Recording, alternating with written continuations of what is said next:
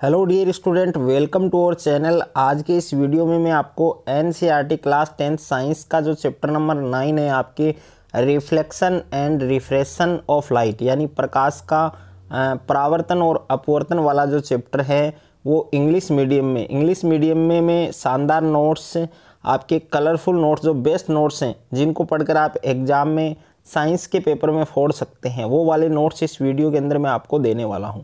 तो वीडियो को आपको कंप्लीट देखना है। और इससे पहले मैंने एनसीईआरटी क्लास 10 साइंस के ऑल चैप्टर इंग्लिश मीडियम में मैंने करवा रखे हैं। अगर अभी तक आपने उन चैप्टर को नहीं पढ़े हैं तो उन सभी चैप्टर का जो लिंक है वो आपको डिस्क्रिप्शन में मिल जाएगा। वहाँ जाकर आप सभी चैप्टर के जो नोट्स हैं इंग्लिश मीडियम में वो देख सकते हैं। और ऐसे ही मैंने हिंदी मीडियम में भी करवा रखे हैं। अगर आपको हिंदी मीडियम में नोट्स देखने हैं तो उसका लिंक भी आपके डिस्क्रिप्शन में मिल जाएगा, तो वहाँ जाकर आप हिंदी मीडियम वाले नोट्स भी चेक कर सकते हैं। तो 10th साइंस का चैप्टर नंबर 9 है, फिजिक्स का ये चैप्टर है reflection and refraction of light यानी प्रकाश का परावर्तन और अपवर्तन। तो ये कलरफुल नोट्स हैं। ऐसे नोट्स ना तो आपको यूट्यूब पर मिलेंगे, ना आपको आपकी ऑफलाइन कोचिंग में मिलेंगे, ना आपको आपके स्कूल में देखने को मिलेंगे। बहुत ही शानदार नोट्स हैं। इन नोट्स को पढ़कर आप साइंस के पेपर में तहलका मचा सकते हैं। तो फिजिक्स के ये कंप्लीट जो नोट्स हैं वो आप देख सकते हैं। तो देखिए, सबसे पहले अगर आपको इन नोट्स को साथ साथ में अपनी नोटबुक में लिखना है तो अपनी नोटबुक में भी लिख सकते हैं। और अगर आप इन नोट्स को परचेज करना चाहते हैं तो नोट्स परचेज करने के लिए आपको क्या करना है, स्क्रीन पर जो नंबर आपको दिया गया है इस नंबर पर आपको संपर्क करके ये नोट्स आप बाई कर सकते हैं। तो देख सकते हैं, सबसे पहले इस चैप्टर में आपको दिया है रिफ्लेक्शन ऑफ लाइट। तो रिफ्लेक्शन ऑफ लाइट, ये इसकी डेफिनेशन दी गई है कि व्हेन ए लाइट रे hits a reflective surface and returns back to the same medium after cooling, then the phenomenon is called reflection of light. तो ये reflection of light की definition है, यही आपको याद करनी है। उसके बाद में दे रखा है आपको टाइप्स ऑफ रिफ्लेक्शन यानी रिफ्लेक्शन के जो प्रकार हैं, जो टाइप्स हैं वो कौन कौन से हैं। तो इसके 2 टाइप्स होते हैं। कौन कौन से? एक तो रेगुलर होता है और दूसरा होता है आपके डिफ्यूज। ओके, यानी नियमित परावर्तन और विसरित परावर्तन। ओके, इसको हिंदी में कहते हैं।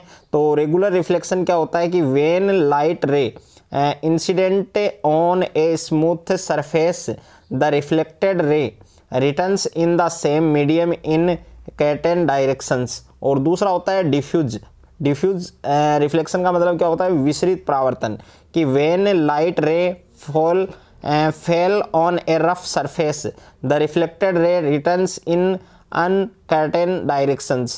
और उसके बाद में है प्यारे बच्चों, यहाँ पर सबसे इम्पोर्टेंट फैक्ट है जिसको हमने हाईलाइट किया है। ये एग्जाम की दृष्टि से वेरी वेरी इंपॉर्टेंट है। एग्जाम में सीधा ये वार करेगा कि स्पीड ऑफ लाइट यानी जो प्रकाश है उसकी जो चाल है, उसका जो वेग है वो कितना होता है? 3 × 10 की पावर 18 मीटर प्रति सेकंड। और मैक्सिमम स्पीड है वो किस में होती है? In vacuum. और मिनिमम जो वेलोसिटी होती है वो किस में होती है? ग्लास में यानी कांच के अंदर। ओके, और सबसे ज़्यादा किस में होती है?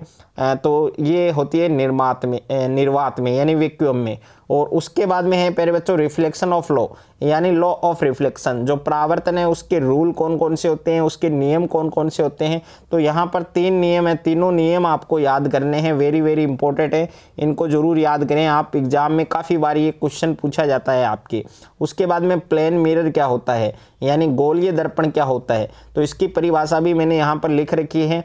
और उसके बाद में है image from plane mirror and characteristics यानी जो गोलीय दर्पण है उसके द्वारा जो प्रतिबिंब बनता है उसकी कौन कौन सी विशेषताएं होती हैं, कौन कौन से गुण होते हैं। तो यहाँ पर 4 विशेषताओं का वर्गीकरण मैंने यहाँ पर किया है।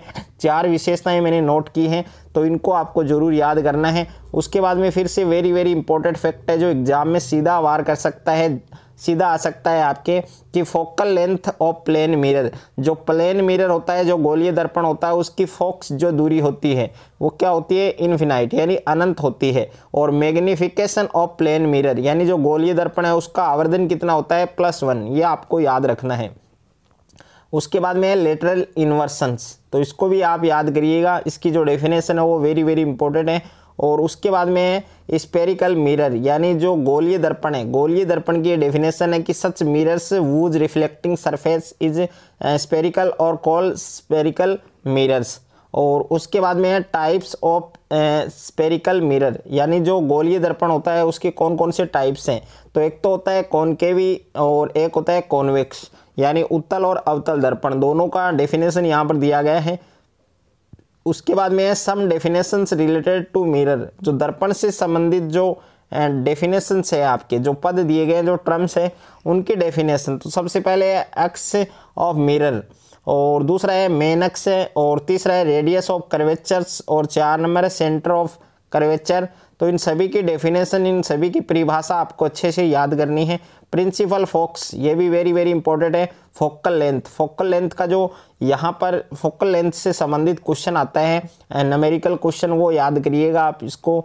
यहाँ पर इसकी डेफिनेशन देख सकते हैं कि the distance between the pole and the principal focus of a spherical mirror is called the focal length of that mirror, और if the radius of curvature of the mirror is R then the focal length of the mirror will be. तो यहाँ पर f बराबर r/2, यहाँ पर f है focal length, r radius है, और उसके बाद में अपर्चर्स दिया गया है आपको कि the diameter of the circular boundary of the reflecting surface of a spherical mirror is called apertures. और उसके बाद में है rules of image formation by the spherical mirror, यानी गोलीय दर्पण के द्वारा जो प्रतिबिंब बनता है उसके लिए कौन कौन से रूल हमें फॉलो करने हैं। तो 4 रूल है, इन चारों रूल को आपको फॉलो करना है। ये आपके फर्स्ट रूल है, ये आपके सेकंड है, ये आपके थर्ड है, और ये आपके फोर्थ। तो 4 रूल दिए गए हैं, चारों रूल को याद करना है अच्छे से। उसके बाद में image formation by the concave mirror, तो यहाँ पर इसमें पहली स्थिति क्या है कि position on object at infinite, जब वस्तु किस पर हो, अनंत पर हो। तो इसकी 3 स्थितियां हो सकती हैं। पोजीशन ऑफ ऑब्जेक्ट, जब वस्तु क्या हो, सी पर हो, तो इसकी भी 3 स्थितियां हैं। और ऑन ऑब्जेक्ट सी पर हो तब भी इसकी 3 स्थिति है। Between object C and F, C और एफ के बीच में हो। ऑन ऑब्जेक्ट एफ पर हो, और between object P and F, तो पी और एफ के बीच हो, तब भी इसकी कितनी स्थितियां बनेंगी, 3 स्थितियां। Position of image formed by convex mirror, convex mirror के द्वारा जो प्रतिबिंब बनता है, तो उसके लिए कौन कौन सी शर्तें हैं। तो यहाँ पर 2 शर्तें दी गई है, दोनों शर्तों का उल्लेख किया गया है, इनको भी आप अच्छे से याद करिएगा। उसके बाद में है यूज ऑफ मिरर, यानी जो मिरर होता है, जो दर्पण होता है, उसके कौन कौन से उपयोग हैं। तो सबसे पहले हम बात करें कॉनकेव जो मिरर हैं, उसके 3 यूज हैं, 3 उपयोग हैं। यहाँ पर तीनों को याद करें आप अच्छे से, क्योंकि ये काफ़ी बार आपकी बोर्ड एग्जाम में पूछा जाता है क्वेश्चन। दोनों में से एक मिरर का जो यूज़ है वो इस बार भी आने वाला है, तो दोनों को याद करें आप अच्छे से। उसके बाद में second conventions of reflection from spherical mirror, तो इसको भी याद करेगा। ये जो गोलीय दर्पण के द्वारा जो प्रतिबिंब बनता है उसके लिए जो चिन्ह परिपाटी होती है उसको भी हमें याद करना है। तो 4 चिन्ह परिपाटी दी गई है। मिरर फॉर्मूला, ये भी आपको याद करना है। मिरर फॉर्मूला है 1/f बराबर 1/v प्लस 1/u, यह भी वेरी वेरी इंपॉर्टेंट है। और गोलीय दर्पण के द्वारा जो मैग्निफिकेशन होता है, जो आवर्धन होता है, तो आवर्धन की जो परिभाषा है वो भी काफ़ी बार पूछी जाती है कि the ratio of the height of the image and the height of the object is called magnification. ये मैग्निफिकेशन की डेफिनेशन है, और मैग्निफिकेशन का जो फॉर्मूला है आपको ये वाला याद करना है, इसको m से डिनोट करते हैं हम, ओके। और यहाँ पर जो नोट दिया गया है इसको भी याद करना है आपको। और रिफ्रैक्शन ऑफ लाइट, यानी प्रकाश का अपवर्तन, तो ये आपके अपवर्तन की परिभाषा है। और ये रिफ्रैक्शन ऑफ लॉ, यानी जो रिफ्रैक्शन के जो रूल हैं वो भी आपको याद करने हैं। यहाँ पर जो स्नेल का रूल है वो भी यहाँ पर लगता है, तो स्नेल का नियम है वो भी काफ़ी बार एग्जाम में पूछा जाता है। रिफ्रैक्टिव इंडेक्स, अपवर्तनांक, इसकी परिभाषा भी आपको याद करनी है। और रिफ्रैक्टिव इंडेक्स, ये जो आपके अपवर्तनांक होता है उसकी परिभाषा, इसके फॉर्मूलाज वगैरह दे रखा है जिनको हमने हाईलाइट किया हुआ है। लेंस क्या होता है, दर्पण से अपोजिट में जो होता है वो लेंस होता है, तो लेंस हमेशा दर्पण से अपोजिट होता है। तो ये लेंस की डेफिनेशन दी गई है आपको। और लेंस के टाइप्स दे रखे हैं, कॉन्वेक्स और कॉनकेव। और यहाँ पर देखिए मैंने इंपॉर्टेंट फैक्ट लगा रखा है जिसको हमने हाईलाइट किया है कि convex lens it is also called converging lens and concave lens it is also called diverging lens, यानी अभिसारी और अपसारी जो लेंस होते हैं इनके दूसरे नाम होते हैं। Some definitions related to lens, lens से जो संबंधित जो पद दिए गए हैं उनकी डेफिनेशन है centre of curvatures, principal axis, optical centre यानी प्रकाशिक केंद्र जिसको कहते हैं, एपर्चर्स दे रखा है, प्रिंसिपल फोकस दे रखा है, फोकल लेंथ दे रखी है, और position of image form by convex lens. तो कॉन्वेक्स लेंस होता है उससे जो प्रतिबिंब बनता है उसकी कौन कौन सी विशेषताएं होती हैं, उनकी कौन कौन सी स्थितियां होती हैं, तो सभी को हमने नोट किया है यहाँ पर, इनको अच्छे से आप याद करें। और second conventions for spherical lens, जो गोलीय लेंस होता है उसके द्वारा जो चिन्ह परिपाटी है, तो चिन्ह परिपाटी भी आपको याद करनी है। लेंस फॉर्मूला, देखिए एक तो मिरर फॉर्मूला होता है, एक लेंस फॉर्मूला होता है। मिरर फॉर्मूला होता है उसमें क्या होता है, यहाँ पर प्लस होता है, और जो लेंस फॉर्मूला उसमें यहाँ पर माइनस होता है। मैग्निफिकेशन भी आपको याद करना है अच्छे से। पावर ऑफ लेंथ, ये भी काफ़ी इंपॉर्टेंट है, वेरी वेरी इंपॉर्टेंट एग्जाम की दृष्टि से। तो यहाँ पर देखिए पावर ऑफ लेंस यानी लेंस की जो क्षमता है उसकी डेफिनेशन दे रखी है आपको, और इसका ये फॉर्मूला है P = 1/f। और जो पावर ऑफ लेंस होता है उसका यूनिट क्या होता है, डायोप्टर होता है, जिसको हम D से डिनोट करते हैं। ये आपको याद करना है। 1 डायोप्टर की डेफिनेशन दी गई है, ये याद करनी है।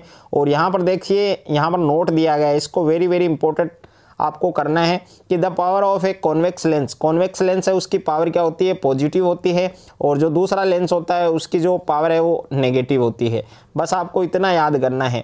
और देखिए प्यारे बच्चों, इस चैप्टर के कंप्लीट जो हैंड रिटन कलरफुल जो नोट्स हैं, जो बेस्ट नोट्स हैं, वो मैंने इस वीडियो के अंदर आपको दिए हैं।